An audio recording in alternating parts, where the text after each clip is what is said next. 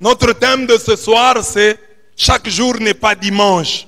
L'année 2022 a été déclarée année du discernement et de l'anéantissement du plan de Satan.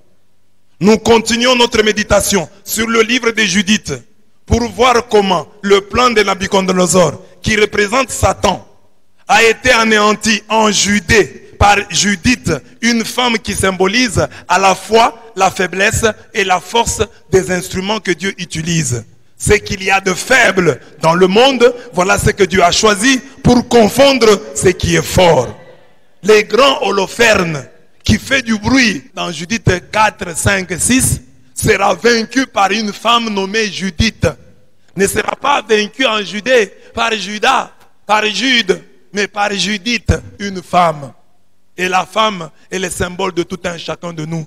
Nous sommes les instruments faibles que Dieu va utiliser pour vaincre le fort, le puissant Holoferne. C'est ça l'idée du texte de la lecture du livre de Judith. C'est ça que tu dois mettre en tête, que Dieu détruit le plan de Satan en recourant aux instruments les plus faibles que nous sommes. Le plan de Satan ne sera pas anéanti par quelqu'un de fort, il sera anéanti par une femme, c'est-à-dire par toi qu'on considère comme étant faible. 1 Corinthiens 1, 27. Pour cette deuxième méditation, nous avons choisi comme thème « Chaque jour n'est pas dimanche ». À travers ce thème, nous voulons dire à Satan et aux siens qu'il y a toujours un jour où leur cavale, leur mandat, leur règne prend fin. Car il y a un Dieu qui déclare « J'agirai, qui s'y opposera? J'agirai, qui s'y opposera ?» Isaïe 43, verset 13. Chaque jour n'est pas dimanche. Holoferne, tu as vaincu les autres peuples, tu as vaincu les Ammonites, tu as vaincu les Moabites, mais tu ne vaincras pas Israël. Israël ne sera pas un morceau facile pour toi. Tu vas échouer devant la Judée, tu vas échouer devant Israël. Chaque jour n'est pas dimanche, tout le monde n'est pas comme tout le monde. Vous avez compris le message? C'est ça que je veux dire simplement. Que tu gagnes, tu gagnes, tu gagnes. Il y a un peuple qui va te gagner, qui va triompher de toi. Ne dis pas je gagnerai toujours. Chaque jour n'est pas dimanche et tout le monde n'est pas tout le monde. Dis à ton voisin, chaque jour n'est pas dimanche. Tout le monde n'est pas tout le monde.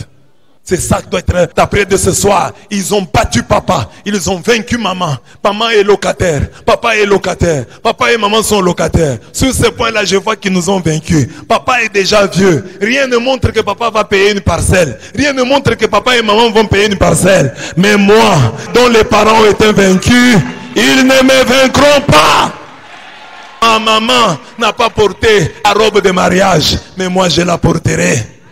Mon papa et ma maman n'ont pas voyagé, n'ont pas été en Europe, n'ont pas été aux États-Unis. Mais moi, j'arriverai là-bas. Même si ce n'est pas pour y rester, je ferai un aller-retour. J'arriverai, je rentrerai.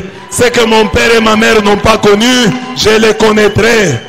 La mort qui a arraché mon père à la fleur de l'âge, qui a arraché ma mère à la fleur de l'âge, cette mort ne m'arrachera pas à la fleur de l'âge. Je vivrai, je verrai la bonté du Seigneur sur la terre des vivants. Chaque jour n'est pas dimanche. Tu as vaincu mon père, tu as vaincu ma mère, tu as vaincu ma grande sœur. Tu ne me vaincras pas.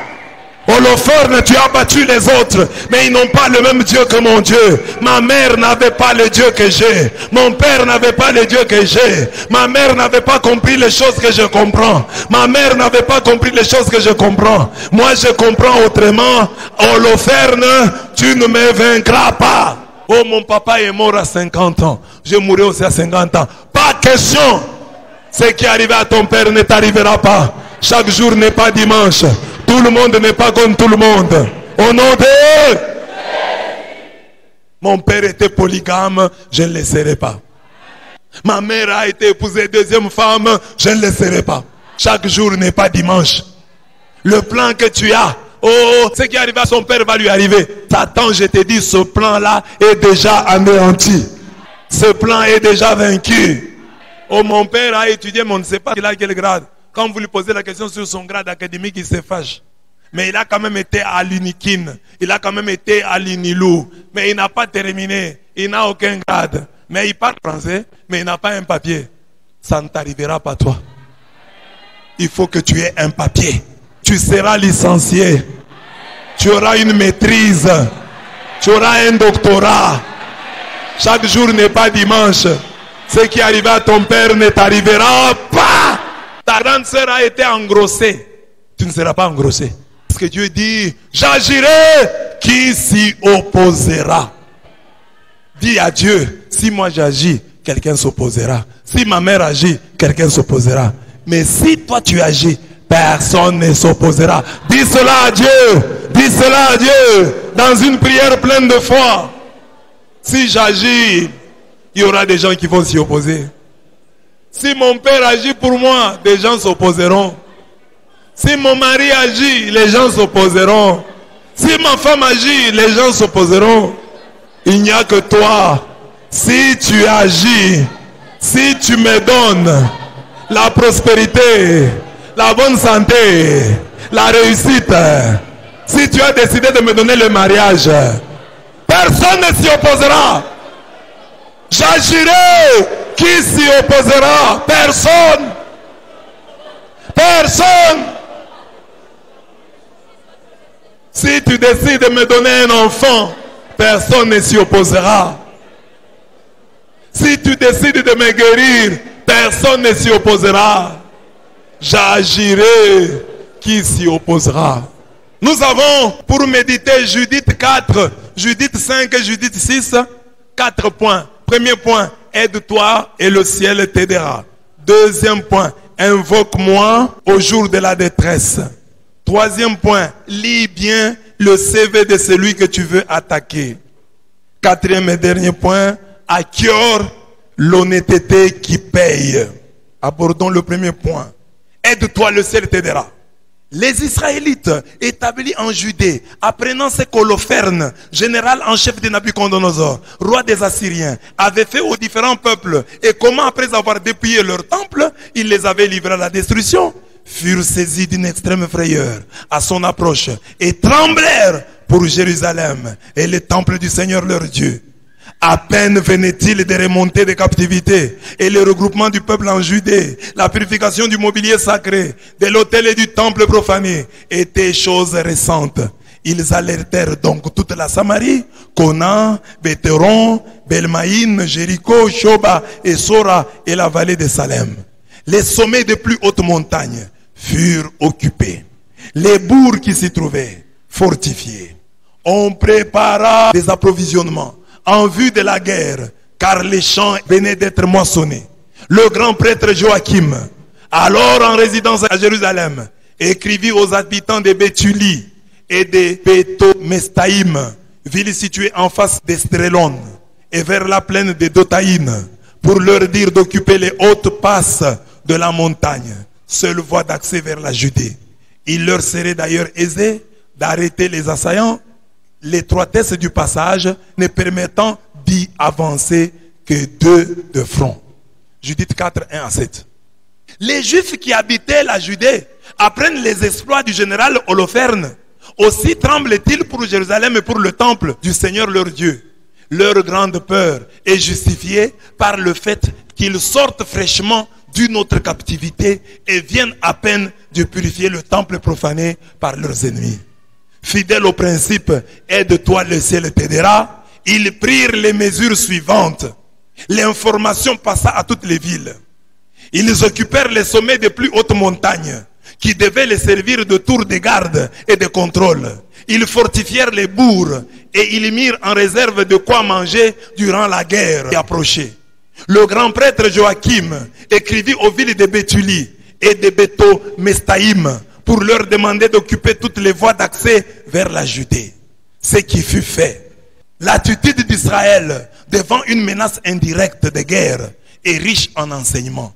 Elle nous invite à nous prendre en charge, car même si la victoire appartient au Seigneur, il revient à l'homme d'équiper le cheval pour le jour du combat. J'inverse le verset. Proverbe 21, 31.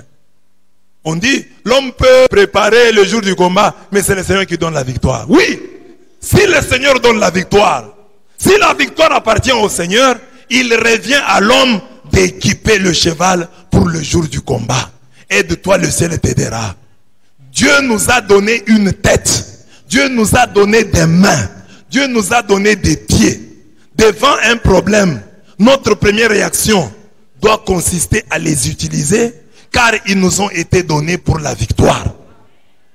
Et les utiliser, c'est simplement rendre grâce à celui qui nous les a donnés. Il y a des prières qui sont une insulte au Créateur, lorsqu'elles se font dans la méconnaissance des grâces déjà reçues de lui. C'est le sens de la question de Dieu à Moïse. Qu'as-tu dans la main? Il répondit, un bâton. Exode 4, 2 à 3. C'est la question d'Élisée à la veuve. Dis-moi ce que tu as à la maison. La femme, malgré son extrême pauvreté, n'oublia pas qu'elle avait un flacon d'huile. 2 Rois 4, 2. C'est à cette question qu'André répond dans le savoir avant la multiplication des pains. Lorsqu'il dit, il y a ici un enfant qui a 5 pains d'orge et 2 poissons. Jean 6, 8 à 9. Homme, avant de demander de nouvelles grâces au Seigneur, utilise d'abord celle dont tu disposes, ton intelligence et ton intuition. On leur annonce la guerre. Ils disent non, faisons d'abord ceci. Dieu nous a déjà donné l'intelligence et la sagesse. Utilisons notre intelligence et notre sagesse. Et ils n'ont pas pour premier réflexe la prière. Et ils disent d'abord, le temps que nous risquons de passer en prière, il risque de venir ici. Dieu, avant de répondre à nos prières, nous a déjà accordé des grâces qui se nomment intelligence, qui se nomment intuition. Utilisons-les. C'est ça un étudiant. Étudie d'abord et prie. Même dans la prière, quand tu pries là, tu dis, Dieu, tu m'as donné l'intelligence, je l'utilise d'abord. Seigneur, j'ai fait ma part, fais ta part. Seigneur, j'ai étudié, fais-moi réussir. Fais d'abord ta part. Aide-toi, le ciel. Travaille et Dieu bénira ton travail. Étudie et Dieu bénira tes études. Soigne ton caractère et Dieu te donnera le mariage. Une femme autoritaire restera célibataire. Autoritaire et célibataire rime. Regarde la fille qui est à côté de toi. Dis-lui, fille autoritaire, tu demeureras célibataire. Continue à gronder les hommes. Dis à la fille qui est à côté de toi, continue à gronder les hommes. Autoritaire, tu demeureras célibataire. Il y a des filles là qui sont autoritaires et qui veulent être épousées par des autorités. Non seulement le caractère, soigne aussi ton visage. Lave-toi, fille. Tu peux être propre, tu as un bon visage, mais tu ne te laves pas. Donc sois propre. Le peuple d'Israël lui comprend qu'il y a une guerre. Bon, nous sommes un peuple qui prie, nous prions. Mais ici, pour le moment, ce qu'il nous faut faire, c'est d'abord prendre les dispositions, utiliser notre intelligence. Quand tu utilises ton intelligence, tu rends grâce à Dieu. Tu dis à Dieu, merci pour l'intelligence que tu m'as donnée. Je dois l'utiliser. Aide-toi, le ciel t'aidera. Le proverbe ne dit pas que le ciel t'aide depuis toi tu te... Non, non, aide-toi d'abord. Fais ta part. C'est ainsi que Jésus, quand il arrive devant la tombe de Lazare, que dit-il? Enlevez la pierre. Quand ils enlèvent la pierre, lui dit la parole. Lazare sort. Et Lazare sort. C'est à toi d'enlever la pierre. La pierre, c'est ton mauvais caractère. La pierre, c'est cette erreur-là, ta paresse. Nous, le peuple d'Afrique, nous prions beaucoup. Qui peut nous montrer un seul chant qui a été fait dans un village par la puissance de la prière? Il n'y en a pas. Il n'y a pas une entreprise qui a été construite par la prière. Oh Seigneur Dieu de gloire, nous prions pour que ici, il y ait une entreprise. Des moteurs. Il y a une prière comme ça? Il n'y en a pas. Commence à travailler. Dis à Dieu en travaillant là, Dieu aide-moi. C'est l'histoire que je vous raconte de cet homme qui est allé en forêt. Il rencontre un lion. Au lieu de fuir, il se met à genoux Et il demande à Dieu, Seigneur, roi de la terre, donne à ces lions un cœur humain. Donne-lui des sentiments humains. Il a fait une prière, oui ou non? C'est une prière puissante, oui ou non? Donne à ces lions des sentiments humains. Et Dieu exauça sa prière. Il donna aux lions des sentiments humains. Les lions s'est mis à genoux et fit cette prière. Merci Seigneur pour ce repas que tu nous as aboulé. Merci pour ceux qui l'ont mijoté. Faites qu'en le boustifayant, nous ne soyons pas xénophobes. Il sauta sur le monsieur et le consomma, sans autre forme de procès, avec un appétit à revendre. Amen, amen. Il fallait faire quoi? Il fallait fuir. Et dans la fuite là, prier. Aide-toi le ciel. Utilise d'abord ton intelligence. Oui, je prie, et Dieu m'a donné l'intelligence. J'ai commis une erreur ici, je peux corriger. J'ai mal parlé ici, je peux corriger. J'ai des faiblesses, mais je peux trouver des compensations. J'ai des erreurs, mais il ne faut pas que je sombre dans l'horreur. Ça, c'est l'intelligence. Alors, après avoir fait ça, il passe maintenant à ce à quoi tu te limites, à la prière. Tu ne fais que prier. Tu ne fais que prier. Tu n'agis pas. Et qu'est-ce qu'ils font? Deuxième point. Invoque-moi au jour de la détresse. Psaume 50, verset 16. Avec une ardeur soutenue, tous les hommes d'Israël crièrent vers Dieu et s'humilièrent devant lui. Dans la prière, il y a le cri, mais il y a aussi l'humiliation. Il y a des gens, quand ils prient là, il n'y a pas d'humiliation dans leur prière. Une prière, c'est une adoration. Tu dois te mettre à genoux. Il peut y avoir de la poussière là-bas. Humilie-toi devant Dieu. Ton auto-humiliation renforce la prière. Quand tu pries assis, c'est différent. Ne dis pas que c'est la même chose. Oh, Dieu voit le cœur. Non. Dieu voit le cœur, bien sûr. Mais Dieu veut voir le cœur qui s'humilie. Humilie-toi. Mets-toi à genoux. Couche-toi devant Dieu. Ne regarde pas le prix de ton pantalon. Le prix de ta veste. Apprends à faire cela. Fais comme l'abbé qui nous a donné ce témoignage. La nuit, il veut prier, il s'habille bien. Et il se met à genoux chez lui, en veste.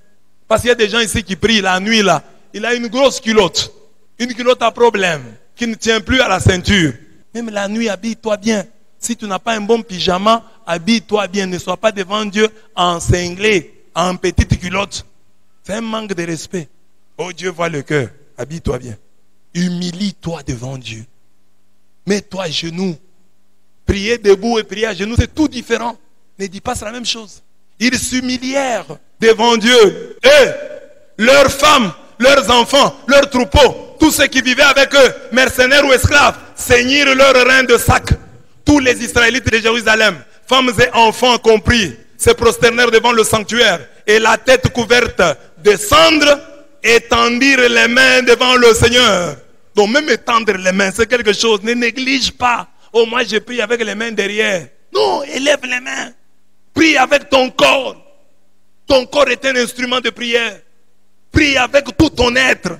Ils étendirent les mains devant le Seigneur. Ils entourèrent d'un sac l'autel lui-même. Même l'autel fut entouré d'un sac pour montrer qu'ils jeûnaient. À grands cris, ils suppliaient à grands cris. Quand tu dis non, il faut prier à l'intérieur. Eux priaient à grands cris, c'est Israël. Le salut vient de Juifs. Ils priaient à grands cris. Ils suppliaient unanimement comme un seul homme, avec ardeur, avec feu. Leur prière était foudroyante. Il y avait du feu quand ils priaient. Avec ardeur, le Dieu d'Israël, de ne pas livrer leurs enfants au pillage, de ne pas livrer leurs femmes au rapt, de ne pas livrer les villes de leur héritage à la destruction, de ne pas livrer le temple à la profanation et à l'ironie outrageante des païens. Attentifs à leur voix, le Seigneur prit en considération leur détresse dans toute la Judée et à Jérusalem, devant le sanctuaire du Seigneur Tout-Puissant. Le peuple jeûnait des longs jours. Le peuple jeûnait des longs jours. Toi, on te dit de jeûner vendredi. Tu as des problèmes. Une session interro. Non, je dois un peu manger pour avoir la force de répondre aux questions. Et tu manges comme ça, tu arrives là, tu échoues. À grands cris, ils suppliaient unanimement et avec ardeur le Dieu d'Israël de ne pas livrer leurs enfants au pillage, leurs femmes au rapt, les villes de leur héritage à la destruction, le temple à la profanation et à l'ironie outrageante des païens. Attentifs à leur voix, le Seigneur prit en considération leur détresse dans toute la Judée et à Jérusalem, devant le sanctuaire du Seigneur Tout-Puissant. Le peuple jeûnait de longs jours. Le grand prêtre Joachim et tous ceux qui se tenaient devant le Seigneur, prêtres et ministres du Seigneur, le sac sur les reins, offraient l'holocauste. Il n'y avait pas que la prière, il y avait aussi des holocaustes. Les offrandes sont un plus dans la prière. Quand tu veux être exaucé, offre aussi à Dieu. Les sacrifices augmentent la force de ta prière. L'holocauste perpétuel, les oblations votives.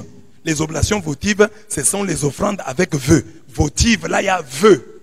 Seigneur, je te donne ceci. Si tu fais ceci, je vais encore donner davantage. Oblation votive. Et les dons volontaires du peuple, les libéralités.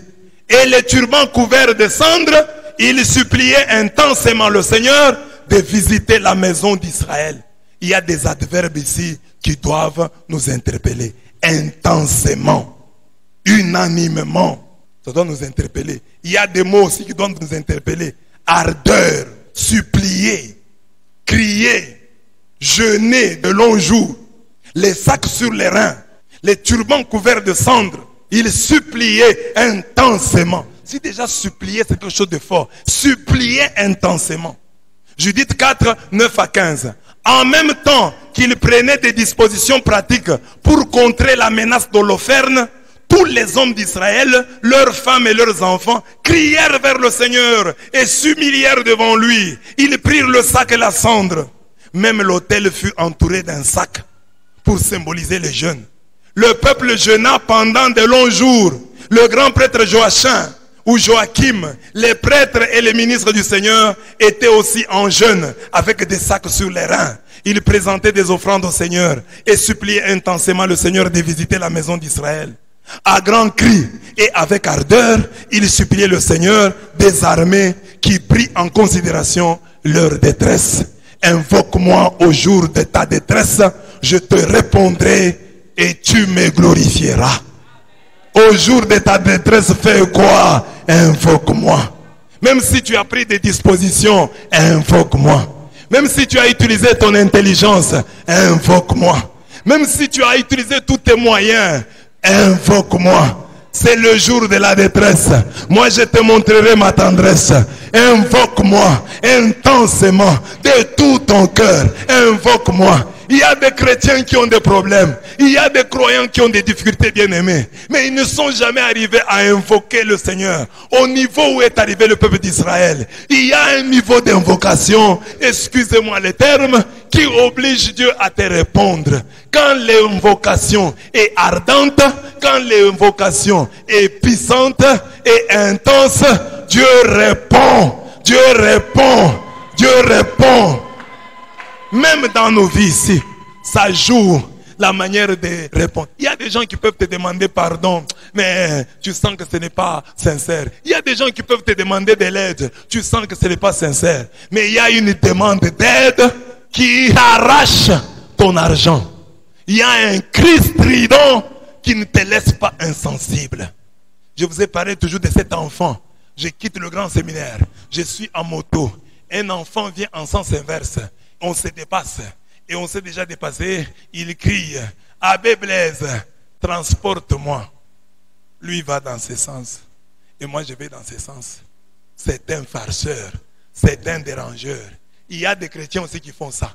Mais si cet enfant-là venait devant la moto, Abbé Blaise, même si je ne m'arrêtais pas pour le transporter, je m'arrêterai pour le gronder. Parce que la position qu'il a prise m'empêche d'avancer. Est-ce que toi, chrétien, ta prière, c'est tu passes Dieu et tu cries, Seigneur, est-ce que tu ne peux pas un peu me transporter? Ou tu te mets devant lui, Seigneur, prends-moi. Il y a des prières et des prières. Quand tu veux obtenir les résultats, tu dois changer ta manière de prier. J'ai retenu ça quand nous étions à Lumbashi. Nous avions un locataire, il était musulman. Et on le critiquait dans la parcelle. Quand il avait des problèmes, les musulmans là, il s'enfermait. 3 jours, 4 jours, 5 jours, une semaine. Il priait. Et il avait des réponses. Musulman. Il avait des réponses. Nous étions jeunes. Et quelle était notre critique? Quand il a des problèmes, il prie. Quand Dieu lui répond, il ne prie plus. Un musulman. Il y a des gens ici qui ont des problèmes. Le problème que tu as ne t'a jamais poussé à t'enfermer. Jusqu'à présent, vous n'avez pas encore prié en mon nom. Priez et la grâce vous sera accordée et votre joie sera parfaite. Cesse de te donner des titres de gloire en matière de prière. Cesse de te donner des médailles en matière de prière. Il y a toujours une prière que tu n'as pas encore faite. Il y a toujours une émulation que tu n'as pas encore accomplie dans ta prière. Il y a toujours un vœu que tu n'as pas encore fait. Ne dis pas j'ai tout fait, non. Quand tu auras tout fait, Dieu t'exaucera. Pour nous les chrétiens, la preuve que j'ai bien prié, c'est l'exaucement. Ce n'est pas les larmes dans ma prière. Ce n'est pas l'amertume dans mon cœur. C'est l'exaucement qui est la preuve que j'ai bien prié. Le diplôme de celui qui prie, c'est l'exaucement. Les diplômes de celui qui prie, ce ne sont pas les larmes. Ce n'est pas la chair de poule. Oh, quand j'ai prié, j'avais la chair de poule. Quitte-la avec la chair de poule. Même si tu as la chair de coq, quitte-la. Les diplômes de ta prière, c'est l'exaucement. C'est quand tu es exaucé que tu peux dire, j'ai bien prié. Mais attention, même l'exaucement peut poser des problèmes. Dieu peut t'exaucer à contre-cœur. Mais l'exaucement ne signifie pas que toujours tu es en union avec Dieu. Dieu peut t'exaucer parce que tu as insisté. Bon, il dit, comme un pis-aller. Mais ce n'est pas dans sa volonté positive, c'est dans sa volonté permissive. C'est pourquoi il dit, certains me diront, nous avons fait des miracles en ton nom. Je ne vous ai jamais connu. Ça doit nous effrayer. L'homme doit prier sans cesse. 1 Thessaloniciens 5, 17. Mais il est des moments où la prière doit se faire plus pressante.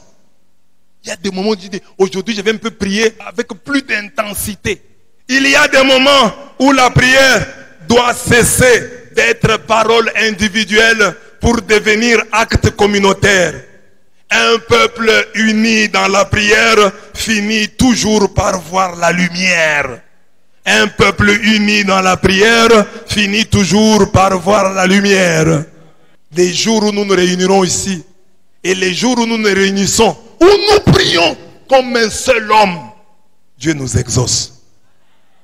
L'adverbe unanimement là n'est pas mis ici au hasard. Il faut que nous ayons une même âme. C'est pourquoi parfois, à part les prières que nous faisons ici ensemble, il faut avoir des prières que vous faites à 3, à 4.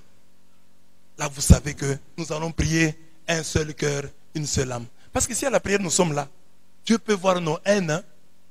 Tel prie, Seigneur, bénis-moi. L'autre dit, Seigneur, tu me bénis, mais pas l'autre là.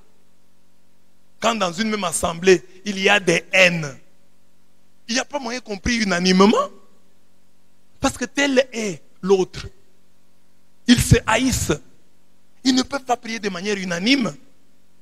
Pour l'efficacité de nos prières, c'est ainsi qu'on crée des petits cercles où on prie à 3, à 4, à 5. On sait que moi et tel, nous ne nous voulons que du bien. Prions d'abord entre nous. Parce que l'autre ici ne peut pas prier le contraire. Parce que quand il y a des haines ici à l'église, Enoch demande la grâce de la réussite. Son ennemi qui est ici à l'église demande pour lui l'échec. Vous êtes une assemblée de gens, vous vous haïssez, vous priez. Comment Dieu va vous exaucer? Comment Dieu va nous bénir? Nous ne sommes pas unanimes. La première communauté chrétienne était unanime. Ils n'avaient qu'un seul cœur, qu'une seule âme. C'est pourquoi je t'ai dit, quand tu es dans une communauté où tu n'aimes pas les gens, où tu n'aimes pas les pasteurs, quitte cette communauté. Elle te porte malheur, tu lui portes malheur. Cherche à être bien avec tout le monde. Toi qui es bien avec tout le monde là, ça va. Que Dieu t'exauce. Tu as fait de ton mieux pour être bien avec tout le monde. Que Dieu écoute ta prière. Parce que si Dieu vient, mon fils Rémi, comme vous avez prié, je donne une maison à maman Cécile. Papa Rémi, amen Seigneur, je suis content. Je donne le mariage à Patricia Moumene. Papa Rémi, amen, c'est ce que je cherche. Je donne le mariage à Jean Bosco Manita. Amen, c'est tout ce que je demande. Mais si le Seigneur dit maintenant, je donne le mariage à Jean Bosco Manita. Avec qui? Avec qui, Seigneur? Dis-moi d'abord avec qui. De plus en plus, sois soudé avec la communauté dans laquelle tu pries. Et cherche la plus grande communion, la plus grande connexion avec ceux de ton assemblée de prière. De cette connexion viendra l'exaucement. Un peuple uni dans la prière finit toujours par voir la lumière. N'attendons pas le carême pour jeûner et prier plus instamment. Les menaces et les problèmes n'attendent pas le carême pour se poser. Le malheur de l'autre, son problème, sa maladie, son échec, sa mort, sont autant d'invitations providentielles à une prière plus profonde, plus intense. Et jeûner, c'est simplement mettre sa prière en mode insistance, avec la ferme conviction que notre Dieu est le secours qui ne manque jamais dans la détresse. Psaume 46, verset 2. Tu as toujours dit, je prie beaucoup. Non, ici, intensément, unanimement, sont des adverbes qui manquent gravement à ta prière. Nous avons prié unanimement. J'ai prié intensément. Cette semaine, j'ai prié intensément. Tu peux prier intensément un jour. Et il y a des jours où nous prions grâce à l'émotion. Un jour, tu peux te retrouver à côté de quelqu'un qui prie. Même à la prière, on peut pleurer parce que quelqu'un d'autre pleure. Ce n'est pas intensément. La prière intense, c'est celle que tu fais aujourd'hui, demain, après-demain. Lis bien le CV de celui que tu veux attaquer. On annonça à Holoferne, général en chef de l'armée assyrienne, que les Israélites se préparaient au combat. Ils avaient, disait-on, fermé les passes de la montagne, fortifié les hautes cimes et dans les plaines, disposé des obstacles. Il entra alors dans une très violente colère, convoqua tous les princes de Moab, tous les généraux d'Amnon, tous les satrapes du littoral, hommes de Canaan. Leur dit-il, renseigne-moi, quel est ce peuple qui demeure dans la région montagneuse? Quelles sont les villes qu'il habite? Quelle est l'importance de son armée? En quoi réside sa puissance et sa force? Quel est le roi qui est à sa tête et dirige son armée? Pourquoi a-t-il dédaigné de venir au-devant de moi, contrairement à ce qu'ont fait tous les habitants de la région occidentale? Judith 5, 1 à 4. Holoferne avait de puissants services de renseignement. On lui a appris qu'Israël, ne voulant pas se rendre comme les peuples environnants, s'est préparé au combat. Il a appris qu'Israël avait fermé les passes des montagnes, fortifié les hautes cimes et dans les plaines disposé des obstacles. Cette information le fit sortir de ses gonds. Il convoqua un conseil de guerre et voulut en savoir un peu plus sur ce peuple de montagne qui voulait lui tenir tête. Achior, un mercenaire, chef de tous les Ammonites, prit la parole et dit grosso modo ceci à Holoferne. Ce peuple de montagnards n'a ni une grande armée, ni de grands chefs militaires. La force de ce peuple, c'est l'histoire qu'il a avec son Dieu. Je résume. Tous ceux qui ont voulu faire du mal à ce peuple en ont eu pour leur compte.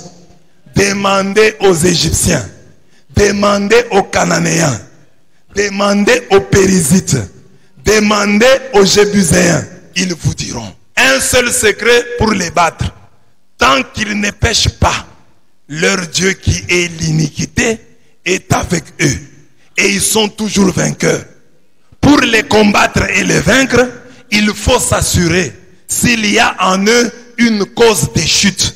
Sinon, nous risquons d'être la risée de toute la terre.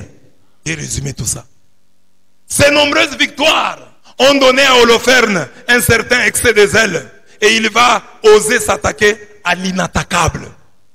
Il va croire que tout le monde est comme tout le monde et que chaque jour c'est dimanche. Il est vite rattrapé par son erreur.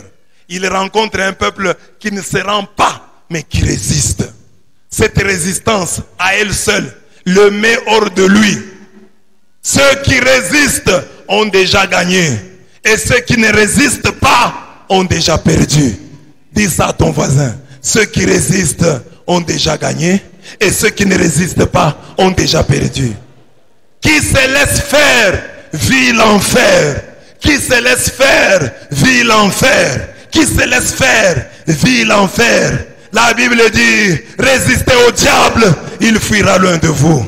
Résistez au diable, il fuira loin de vous. Jacques 4, verset 7.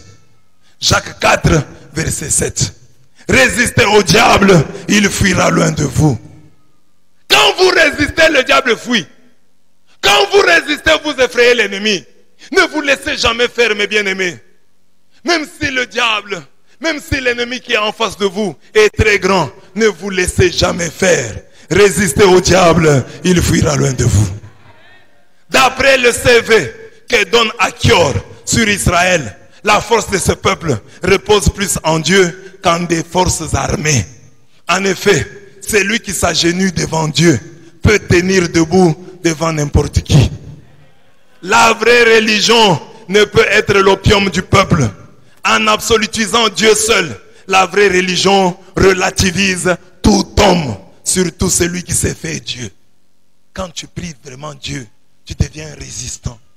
La vraie religion, c'est de la résistance. Il n'y a que la fausse religion qui devient l'opium du peuple. La vraie religion, c'est de la résistance. Quand vous voyez un chrétien qui accepte n'importe quoi, qui accepte la misère, la souffrance, qui accepte qu'on marche sur ses droits, ce chrétien-là est un faux. Un vrai chrétien, puisque c'est un collaborateur de Dieu, puisqu'il a fait de Dieu son vis-à-vis, puisque Dieu a fait de lui son vis-à-vis, il devient impertinent. Un vrai chrétien devient impertinent. Un vrai chrétien devient un résistant. Je vous donne un exemple. Si seulement vous êtes en bon terme avec le chef de l'État, ça ne va pas impacter votre comportement devant le gouverneur, puisque vous êtes l'ami du chef de l'État. Chaque nuit, il t'appelle, ce fait-là, de collaborer avec le chef. Te rends comment? Devant les petits chefs-là. De la même manière, les chrétiens qui causent avec Dieu, puisqu'ils parlent avec Dieu, il doit être fort devant toute autre force. Même si cette force-là se réclame de Dieu, tu vas respecter tous ceux qui sont de Dieu. Maintenant, si tu te retrouves devant quelqu'un qui dit que lui est l'opposant de ces dieux-là, que lui n'aime pas ces dieux-là, que lui ne parle pas ces dieux-là, donc toi, tu auras un avantage sur l'autre. La vraie religion fait de toi un résistant, surtout devant toute force qui s'élève contre Dieu. Puisque toi, tu es du côté de Dieu, tu deviendras un résistant. Si vous voyez une religion qui endort les gens, elle n'est pas vraie, elle est fausse. C'est pourquoi nous contestons des choses qui se font dans le pays au nom de notre foi. Au nom de notre foi. Nous n'avons pas de haine dans le cœur. Nous voulons que le pays marche. C'est ça notre volonté. C'est ça notre désir le plus ardent. Mais quand nous voyons que ça ne va pas, nous crions sans peur. Parce que nous savons que nous sommes le collaborateur de ce Dieu qui veut pour nous le meilleur. La vraie religion ne peut être l'opium du peuple. En absolutisant Dieu seul, la vraie religion relativise tout homme, surtout celui qui s'est fait Dieu. Déjà dans la prière du Notre Père, le fait que nous disons que ton règne vienne, c'est-à-dire nous recusons et nous refusons tous les pouvoirs terrestres. C'est de la sédition. Quand nous disons que ton règne vienne, alors qu'il y a des gens qui sont au pouvoir, que ton règne vienne, c'est une prière éminemment politique. Relisons les paroles terribles de la douce Vierge Marie. Dieu déploie la force de son bras, il disperse les superbes, il renverse les puissants de leur trône et élève les humbles. Luc 1, 51, 52. Ainsi donc, Marie, la femme qui a dit oui à Dieu, est aussi celle qui a dit non au potentat, au dictateur, au diable. Cet exemple doit être suivi par les chrétiens que nous sommes. Ce n'est pas tout. Faisons notre devoir, mais comptons sur Dieu. Tu cherches un mariage, ne compte pas sur ta beauté. Il y a des femmes plus belles que toi qui sont mortes célibataires. Tu cherches un travail, ne compte pas sur ton diplôme, compte sur Dieu. Car il y a des gens radés, des diplômes plus prestigieux que les tiens, mais qui croupissent dans le chômage. Les sorciers ne craindront jamais ta beauté. Les sorciers ne craindront jamais tes diplômes. Ce qui les fait trembler et ce qui les fait tomber, c'est l'histoire que tu as avec ton Dieu. C'est la complicité qui te lie à lui. L'échec peut effleurer celui qui craint Dieu, mais l'échec craint ceux qui craignent Dieu. L'échec craint ceux qui craignent Dieu. Achior dit, tu ne réussiras pas. Si ce peuple est en communion avec son Dieu, tu ne le vaincras pas. Ce peuple a une histoire avec Dieu. C'est ainsi que je vous invite, mes bien-aimés, à avoir une histoire avec Dieu. À maîtriser vous-même cette histoire. Le peuple d'Israël avait une histoire que peut-être il ignorait, que peut-être il ne connaissait pas. Mais ce païen, cet Achior, qui est un ammonite, savait ce que Dieu avait fait pour son peuple. Sois le premier à connaître ce que Dieu a fait pour toi. Et que ce que Dieu a fait pour toi hier, avant-hier, cette année-là, cette autre année-là, à ta naissance, que cela te donne la force. Tu as un CV. David, en face de Goliath, il a utilisé son CV. Il a dit, j'ai tué un lion, j'ai tué un ours, j'ai tué le Goliath. Et un CV, et une biographie. Que cette biographie que tu as dans le Seigneur t'aide à vaincre les démons. Qu'est-ce que tu as déjà vaincu? Quelle guerre tu as déjà remportée? Toutes les guerres déjà remportées sont autant de médailles. Sont autant de médailles. Sont autant de médailles. Quand tu les regardes, tu dis, je ne suis pas n'importe qui. Et on ne peut pas me battre n'importe comment. Mais ici dans le texte, Dieu a utilisé un païen. Il y a un sorcier qui connaît ton histoire. Quand les autres sorciers voudront t'attaquer, un sorcier va se lever et dire, ah, laissez cet enfant là. Un jour j'ai voulu l'attaquer la nuit. J'en ai eu pour mon compte. Construis-toi une histoire.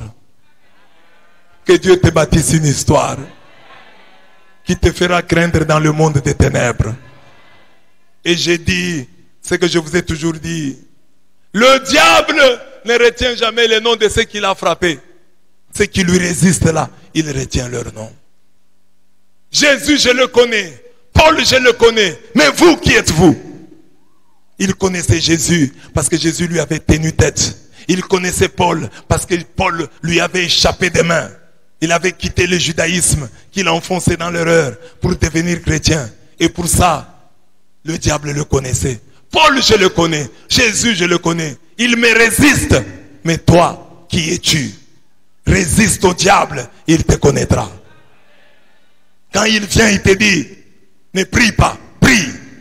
Quand il vient, il te dit, ne chante pas cette nuit, prie seulement. Chante et prie. Il va retenir ton nom. Il va se renseigner sur toi. C'est qui cet Enoch? C'est qui c'est Jonathan? C'est Roméo qui me résiste comme ça. Et cela, c'est de cette résistance que viendra ta victoire. Cette résistance est déjà une victoire. Parce que les autres peuples se sont rendus à Holoferne sans difficulté. Mais quand ils rencontrent de l'opposition, ils s'informent. C'est qui? C'est qui ce peuple? Il faut que le diable te craigne comme ça. Résistons! Ne te laisse pas faire. Quand le diable te donne une mauvaise idée, résiste. Fais ceci, je ne fais pas. Dors, je ne dors pas. Non, je ne parle pas. Le diable va retenir ton nom. Et j'ai dit que ceux qui résistent ont déjà gagné. Ceux qui ne résistent pas ont déjà perdu. Sois un résistant. Que dans le monde des ténèbres, on te connaisse comme un résistant. Amen. Sois connu dans le monde des ténèbres comme un résistant. C'est déjà un titre de gloire. Quel est ce peuple qui me résiste? Tous les peuples ici sont venus à mes pieds. C'est qui? Déjà tu t'es fait un nom. Et dans le nom que tu t'es fait dans la résistance, il y a déjà la victoire. Amen. Ne te laisse pas faire. Même si tu es faible, ne te laisse pas faire. Qu'avant de tomber, le diable se rende compte que j'ai été en face d'un résistant. J'ai été en face d'un résistant. Achior, l'honnêteté qui paye. Les paroles d'Achior ne plurent pas au conseil et au peuple qui était là. Tous dirent à Holoferne, qu'avons-nous donc à craindre des Israélites? C'est un peuple sans force ni puissance, incapable de tenir dans un combat un peu rude. Ils sont incapables de tenir dans un combat un peu rude. Ils tiennent dans un combat, bon les combats, mais quand un combat devient un peu rude, pas rude, un peu, ils sont incapables. Quelle rodomontade, quelle forfanterie, quelle vantardise. C'est un peuple sans force ni puissance, incapable de tenir dans un combat un peu rude. Allons donc, montons, et ton armée n'en fera qu'une bouchée. Ô notre maître Holoferne. Judith 5, 23-24. En d'autres termes, ces supporters d'Holoferne, ils lui ont dit quoi? Vas-y Israël, c'est du menu fretin. C'est un peuple sans force ni puissance. Nous n'en ferons qu'une bouchée. Chaque jour c'est dimanche. Nous avons battu les autres, nous allons aussi les battre.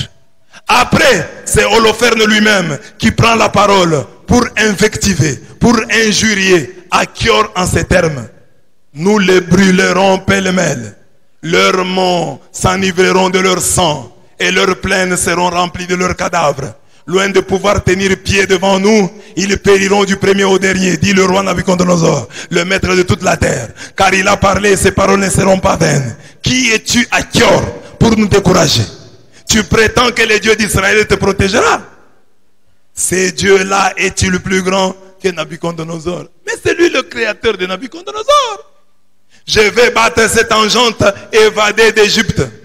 Comme tu soutiens ce peuple qui me tient tête, on va te ligoter et aller te jeter dans une des villes d'Israël, et c'est là que je te tuerai. Tu ne périras pas sans partager leur ruine. Quelle rodomontade, quelle forfanterie.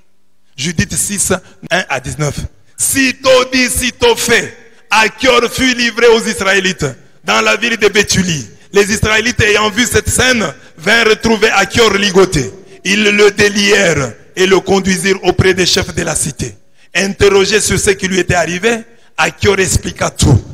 Prenant la parole, il leur fit connaître les délibérations du conseil d'Holoferne, tout ce qu'il avait lui-même dit parmi les chefs assyriens, ainsi que les rodomontades d'Holoferne à l'adresse de la maison d'Israël. Judith 6, 17. Après ce témoignage, fait par un païen sur l'histoire d'Israël avec son Dieu, le peuple se prosterna et adora Dieu en criant: Seigneur Dieu du ciel, considère leur orgueil démesuré et prends en pitié l'humiliation de notre race. En ces jours, tourne un visage favorable vers ceux qui te sont consacrés. Judith 6, 19. Bien-aimé, quand tu es en guerre avec quelqu'un, c'est l'humble qui va gagner. Toi l'orgueilleux, tu vas perdre. Si tu es en guerre avec quelqu'un, laisse-le t'injurier. Comment tu es pauvre, comment tu n'as rien, comment tu n'es rien. Ne sois pas dans une guerre, c'est lui qui injurie les autres. Ne sois pas la partie d'où viennent les rodomontades. Ne sois pas la partie d'où viennent les forfanteries, les invectives. Sois la partie insultée, sois la partie injuriée, sois la partie sabotée, sois la partie humiliée. Sois la partie pauvre, sois la partie misérable, tu gagneras le combat. Mais quand dans une guerre, tu es la partie riche, la partie grande, la partie qui injurie, tu perdras. Dans le combat avec quelqu'un, ne l'injurie jamais. Qu'est-ce que toi tu as? Que lui te dise ça. Laisse-le t'injurier. Ton argent là, de l'argent volé, ok. De l'argent acquis malhonnêtement, ok. Que la rodomontade ne vienne pas de toi.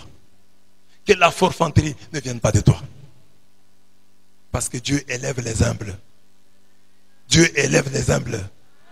Il renvoie les orgueilleux là, les mains vides. Les riches, il renvoie les mains vides. Écoute la prière. Seigneur Dieu, considère leur orgueil démesuré et prends en pitié l'humiliation de notre race. En ces jours, tourne un visage favorable vers ceux qui te sont consacrés. Achior fut vivement félicité et une fête fut organisée à l'occasion avec tous les anciens. Dans cette ambiance festive, toute la nuit, on implora le secours du Dieu d'Israël. Dans la vie, quel que soit le camp auquel on appartient, on doit savoir être honnête avec sa conscience. Qui n'est pas objectif restera chétif. Achior est du côté de l'Holoferne, mais il est objectif, il est honnête. Il dit non, ce peuple-là, on ne l'attaque pas comme ça. Sois objectif dans la vie. Real a gagné, Real a gagné.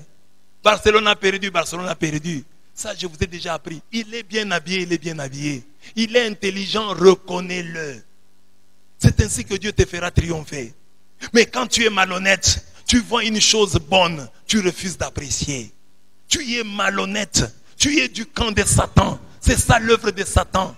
Tu peux prier Dieu, tu peux avoir autant de versions de Bible, mais si dans ton cœur, il y a cette méchanceté, tu n'es pas de Dieu, tu es au service du diable. Un enfant de Dieu doit être capable de dire, celui-là c'est mon ennemi, mais ce qu'il a dit est vrai. Celui-là on ne s'entend pas, mais ce qu'il a fait est beau. Celle-là je ne l'aime pas beaucoup, mais elle s'est bien habillée. Ce fait d'être objectif, c'est déjà une grandeur. Sois objectif et tu ne seras jamais chétif. Dis à ton voisin, sois objectif, tu ne seras jamais chétif. Achior, il devait flatter. Il ne flatte pas, il dit non. Ce peuple-là a un CV. Il a une histoire avec Dieu. Ne va pas le combattre comme ça sans discernement.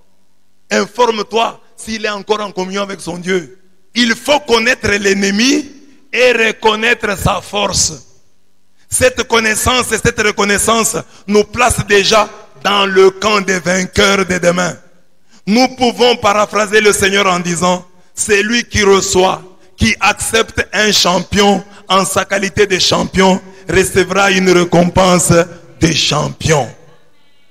Matthieu 10, 41. Ce n'est pas tout. Le diable a de puissants services secrets.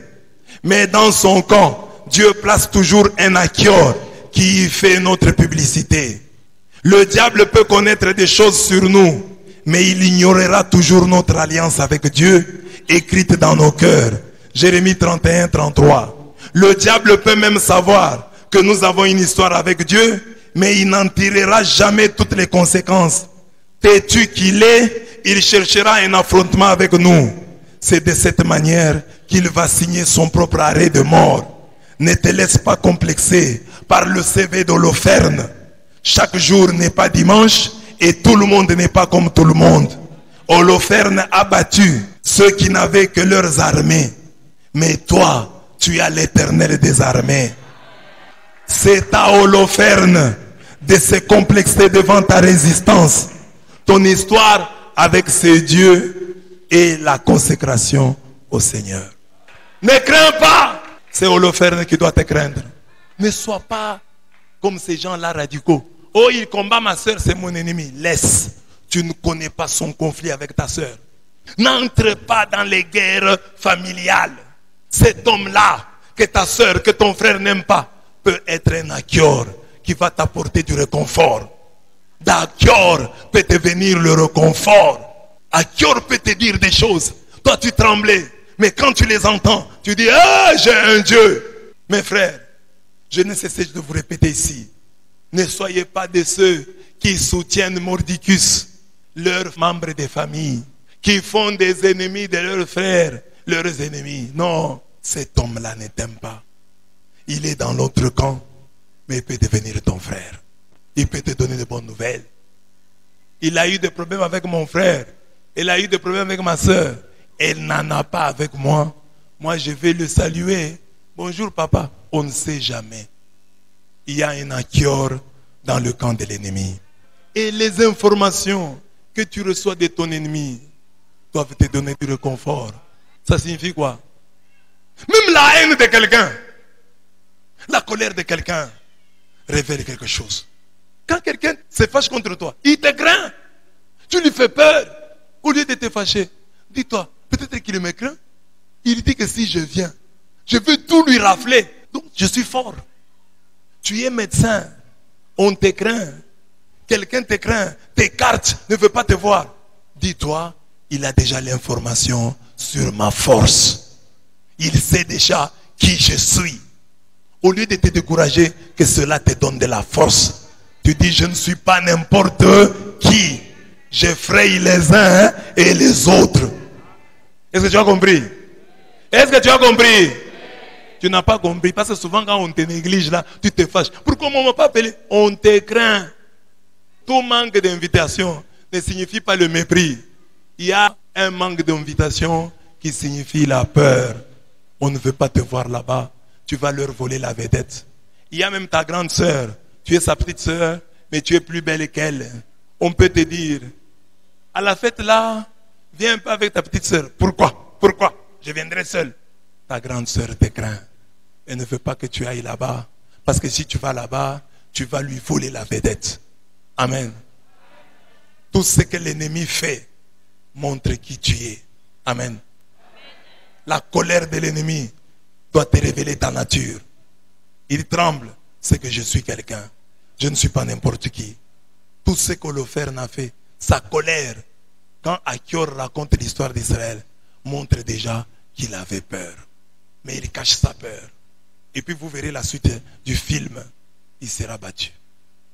Achior restera en vie. Déjà, il mange. On a organisé pour lui un banquet. Amen.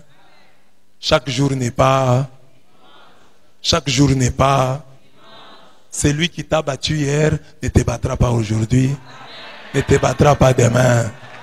Tu as perdu aujourd'hui, tu ne perdras pas demain. Et toi qui es chrétien, tu gagnes, tu gagnes, tu gagnes, tu gagnes. Sache aussi que chaque jour n'est pas dimanche. Un jour, ça sera compliqué. N'abuse de rien. N'abuse même pas de la victoire. Tu as gagné, reste humble. Tu as gagné, reste humble. Si tu gagnes à tes victoires, tu ajoutes l'orgueil. Un jour, on te dira, chaque jour n'est pas. Même Samson, un enfant de Dieu, il était toujours fort. Il dit à Dalila, tu peux me lier. Dalila le liait. Mais un jour, après avoir révélé son secret à Dalila, Dalila, avant de le lier, l'avait déjà rasé. Et quand Dalila crie, Samson, les Philistins sont sur toi, lui a dit, je vais faire comme j'ai toujours l'habitude de faire. La Bible dit, il ne savait pas que Dieu s'était déjà éloigné de lui. Il y a un jour où Dieu s'éloignera de toi. Tu es habitué à commettre telle bévue, à commettre telle erreur. Un jour, tu commettras l'erreur. Une erreur irréparable. Toi, papa qui es là, tu es dans les femmes d'autrui. Tu es d'abord dans les filles d'autrui. Tu n'es pas un mari fidèle. Tu as ta femme à la maison, mais tu es toujours à gauche et à droite. Un jour, tu commettras l'erreur. Tu rencontreras une femme qui te trompera, qu'elle est libre. Et ce sera la femme d'un militaire qui revient de la guerre. Chaque jour n'est pas dimanche. Il y a un moment où la grâce t'échappe. La grâce avec laquelle tu blagues, elle finit par t'échapper. J'écrivais sur Facebook, je disais, et si ce geste était le dernier qui te reste, tu ne poserais pas ces gestes. Tu savais le nombre de jours qui te restent. Tu sais le nombre de jours qui te restent pour continuer à poser ce genre de gestes. Tu ne sais pas. Tes jours sont déjà comptés. Comporte-toi différemment. Chaque jour n'est pas dimanche. Cet enseignement va dans la ligne de notre thème de l'année. Nous l'avons tiré de Judith. Alors nous lisons pour le plan de Nabuchodonosor pour détruire les peuples, les nations qui lui ont résisté. Nous avons vu la partie de toutes les nations qui l'ont accepté, qui se sont soumises à lui. Mais nous avons vu aujourd'hui Israël qui résiste. La suite nous montrera maintenant le combat et la victoire d'Israël à travers Judith. Que cette parole nous aide à comprendre que quel que soit le plan de l'ennemi, quels que soient les instruments qu'il utilise comme Holoferne qui est grand, quelle que soit sa terreur, Dieu finit toujours par anéantir le plan de Satan. Que cette parole nous bénisse, que cette parole nous change. Amen.